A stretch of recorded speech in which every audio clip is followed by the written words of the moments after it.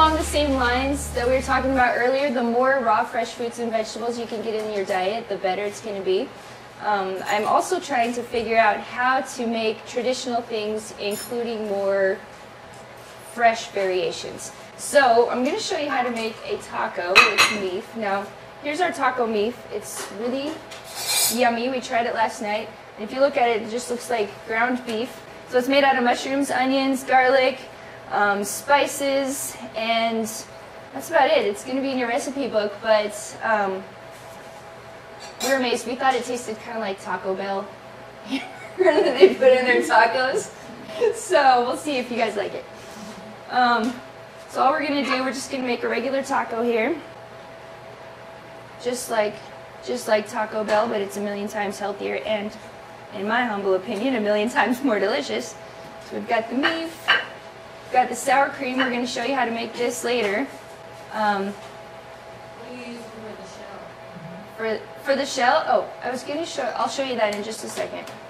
Then we've got lettuce. Now, instead of using iceberg lettuce, the darker your greens are, the more healthy they are for you and the more vitamin content and the richer they are in nutrients. So we're using some romaine lettuce in there instead because it's a lot darker, a lot richer. And tomatoes, some guacamole. And this is just the guacamole. All it is avocados and garlic and some lime mashed up together. And for the sour cream, I'm going to show you how to make this a little bit later. This is dairy-free. It's made out of cashews and lemons and salt and probiotics. So this is another recipe that's full of probiotics for you. So it's going to help with your digestion and your immune system. And since we don't have cheese, I've made a cheese sauce that's also dairy-free. And we've got our taco right there. We'll leave that for flavors. Now what you can also do, if you don't, watch this, you guys are going to love this too. So if you don't want to use the tortilla, you can just use a romaine leaf, like so. And this will also help you to get more greens in your diet. Now the experts are saying right now that if you can eat 1 pound of fresh leafy greens per day, then that's going to be the best thing you can do for your health to prevent and to reverse chronic illness. So anything you can do to get more greens into your diet every day, the better. And also if you can do it in such a delicious format as this, you won't even notice you're getting all your greens in. So we've got this, put some tomatoes on, a little bit of Mexican cheese sauce, a little bit of guac. And it's beautiful.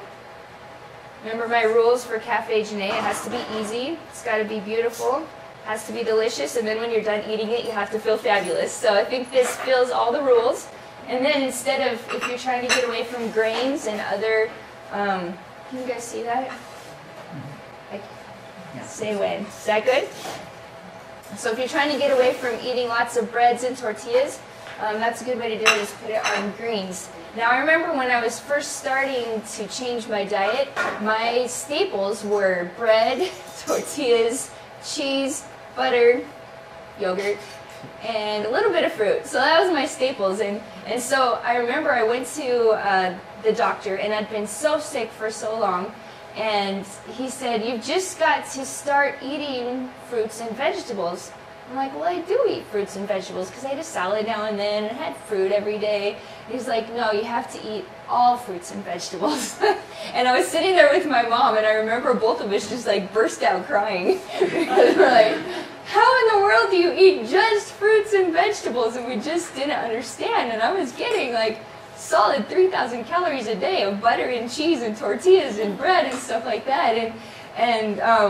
So the concept just boggled my mind. But what I'm trying to show you is, you know, how easy is it to replace a tortilla with a piece of lettuce. Takes a little bit of mental change, takes a little bit of a habit change, but while you're doing that, you're getting away from highly processed grains, which are bad for you, and you're including greens, fresh, dark leafy greens into your diet, which are awesome for you. So not only are you eliminating the bad stuff, but you're replacing it with good stuff, and it's just as delicious, just as beautiful. You're going to feel a lot better when you're done.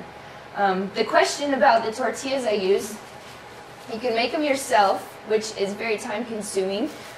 But you can do it. I've got a recipe in the book for how to make your own whole grain tortillas out of spelt or kamut. I try to do things wheat free as well, because most people in the U.S. are becoming very allergic to wheat and lots of gluten products. So I've got some recipes where you can make your own tortillas. I've got these at the health food store, and they're just made with the ingredients in here is whole wheat flour, organic sunflower oil, and aluminum-free baking powder and salt. So that's the only ingredients in these. Normally in tortillas, these are the only tortillas I found in the health food store or elsewhere that didn't have hydrogenated oil in them. If you read the recipes, the ingredients on the back, they all have partially hydrogenated or hydrogenated oil in them, lots of sugar, white flour, and those are in the top 5 foods that we want to stay away from at all costs, and if we want to have good health. So those are one option. The other option is the sprouted grain tortillas. We're going to talk a little bit later about sprouting grain. These are made from grain that's been germinated and sprouted and then just crushed and made into a tortilla. So those are healthier for you than regular tortillas. These are going to be way healthier for you than those, because anytime you germinate or sprout your grains before you use them, it improves the nutrition value in the grain, and it also improves digestibility. So your body is able to assimilate all the nutrients in these a lot better. And again, the more you cook stuff, the less good it is for you. So minimally processed stuff is the best for you. So there's those. And then we, of course, have the lettuce, or also cabbage. Cabbage works well if you want to roll up tacos and burritos and stuffing cabbage leaves. That works really well.